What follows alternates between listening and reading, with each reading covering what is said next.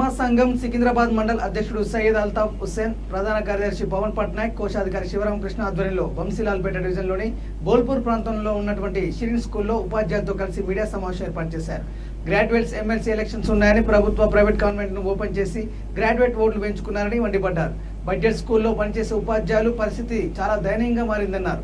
Bar షాపుల్లో, సినిమాల్లోని corona పాఠశాలలకే వ్యాప్తి చెందుతుండడం ఎంతవరకు సమర్థమని వ్యాపోయారు. ఇకనైనా స్కూళ్లను ఓపెన్ చేసి నిరుద్యోగ ఉపాధ్యాయులకు ఉపాధి కల్పించాలని కోరారు. పవన్ కుమార్ పాఠక్ విన్నపించుకునేది మన సీఎం గారికి ఏంటంటే ప్రైవేట్ బడ్జెట్ స్కూల్స్ ఫస్ట్. అది ప్రైవేట్ బడ్జెట్ స్కూల్స్ అంటే ఏంటి, దాని మీనింగ్ 10,000 నుంచి 15,000 లోపు ఉండే ఫీజులు సగటున సంవత్సరానికి ప్రతి పిల్లోడి దగ్గర. అలాంటి బడ్జెట్ స్కూల్స్ని ప్రైవేట్ బడ్జెట్ స్కూల్స్ అంటాం. ఇప్పుడు స్కూల్స్ దోచుకుంటాయి ఫీజు అంటాం, కానీ ఆ ప్రైవేట్ బడ్జెట్ స్కూల్స్లో చదివే వాళ్ళందరూ మ్యాసన్స్, హోమ్ సర్వెంట్ మేట్స్, ఇలాంటి పిల్లలు, రిక్షా పుల్లర్స్, చాలా దీన పరిస్థితిలో ఉండే వాళ్ళందరూ ప్రైవేట్ బడ్జెట్ స్కూల్స్లో చదువుకుంటున్నారు. వీళ్ళకి ఎలాంటి ఆర్థిక సహాయం ఏది రాలేదు. అలానే మా ప్రెసిడెంట్ గారు చెప్పినట్టు ఫీజెస్ కలెక్షన్స్ చాలా ఆగిపోయి ఉన్నాయి. గవర్నమెంట్ మొన్ననే వరదలు వచ్చాయి, వరదలలో ఏ సహాయం ఇచ్చారు, ₹1 సహాయం కూడా మా యొక్క టీచర్స్ కానీ ఎవరికి ఎందుకంటే చైల్డ్ ఇన్ఫో డేటా అని ఒకటి ఉంది మన దగ్గర, సర్వశిక్ష అభియాన్. అందులో టీచర్స్ నేమ్స్ ఉంటాయి, వాళ్ళ బ్యాంక్ అకౌంట్ ఉంటుంది. ఎలాంటి ట్రాన్స్ఫర్, ₹1 ట్రాన్స్ఫర్ కూడా చేయలేదు. వరదలో అనే పేరు జిహెచ్ఎంసీ ఎలక్షన్స్ రాగానే 10,000 రూపాయలు విచ్చలవిడిగా ఈ సేవలో వెళ్ళి అప్లై చేసిన వాడికి సాయంత్రం కల్లా క్రెడిట్ అయిపోయినాయి. కానీ ఒక్క గురువుకి కూడా, టీచర్కి ₹1 కూడా ట్రాన్స్ఫర్ కాలేదు. ఇది చాలా బాధాకరం. సీఎం గారు మీరు వినాలా ఈ మా విన్నపం. మీకు మీ దగ్గర డేటా ఉంది, మీ దగ్గర డబ్బులు ఉన్నాయి. జై ట్రస్మా, జై ట్రస్మా, జై ట్రస్మా, జై ట్రస్మా, జై ట్రస్మా, జై ట్రస్మా. ఈరోజు ట్రస్మా సికింద్రాబాద్ మండల బాధ్యత తరపున మేము కరోనా సందర్భంగా స్కూల్స్ అన్సైంటిఫిక్ గా మూతపడేసిన సందర్భంగా మేమందరం మా బాధలను, మా యొక్క ఆవేదనను ఈ పాత్రికేయ మిత్రుల ద్వారా మేము మా ప్రజలకు తెలియజేయడానికి మీ ముందుకు వస్తున్నాము. మనకు కరోనా లాస్ట్ మార్చ్ 16 నుంచి మన స్కూల్స్ క్లోజ్ అయినాయి కరోనా సందర్భంగా.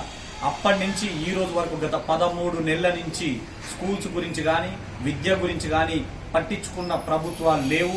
అసలు పట్టించుకుంటారా, పట్టించుకోరా? ఇది ఒక $1 మిలియన్ క్వశ్చన్ గా మన మైండ్లలో రేకెత్తిస్తున్న సమస్య. అసలు పిల్లలు, వాళ్ళ చదువులు, వాళ్ళ పరిస్థితి ఏంటి అనేది మాట్లాడాల్సిందిగా కోరుతున్నాం. ఈ సందర్భంగా మేము గత నవంబర్, సెప్టెంబర్ నుంచే ఎన్నో ఉద్యమాలు చేశాము. మేము హంగర్ స్ట్రైక్ పోయాము. మేము జిల్లా వ్యాప్తంగా ప్రతి స్కూళ్లలో కూడా హంగర్ స్ట్రైక్ చేశాము. అయినా గవర్నమెంట్ నిమ్మకు నీరెత్తనట్టుగా ఉంది. దాంతో పాటు మేము ఎన్నో వినతి పత్రాలు మినిస్టర్లకు, సీఎం గారికి, తర్వాత ప్రైమ్ మినిస్టర్ గారికి మేము మాకు తోచిన విధంగా ఎంతమంది కేంద్ర మంత్రులు అయితే అంతమందికి వినతి పత్రం ఇచ్చినా కూడా ఏ రోజు గవర్నమెంట్ నుంచి ఒక్క రిజల్ట్ కూడా రాలేదు. కానీ Deepika Reddy from Saint Mark's Progressive School. నేను హెచ్ఎంగా వర్క్ చేస్తున్నానండి. My only request is please bridge the learning loss and save teachers and save students. This is the main intention of our schools. One thing I would like to say, as Shivarakrishna sir, Altaf sir has covered all the points. One thing I would like to say, sir. Shivarakrishna sir said that correspondence will do something else, but save teachers and save students. No sir, without correspondence there's no school. If there's no school, there's no employment for us, sir.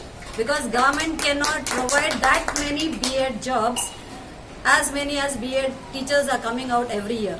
So ultimately, it is the correspondent who comes forward and tries to give some employment to people who are not selected by the government. So there will be so many unemployed teachers. So by doing B.Ed, where will they go? Their only intention is to save education. They want to serve the students. This is not a job, sir. It is a profession. It's a noble profession. So people have chosen this means it is something. Secunderabad నేను Altaf Hussain, Secunderabad TRSMA mandal ప్రెసిడెంట్ని. So గత 13 నెలల నుంచి schools నిర్విరామంగా బంద్ అయిపోయినాయి.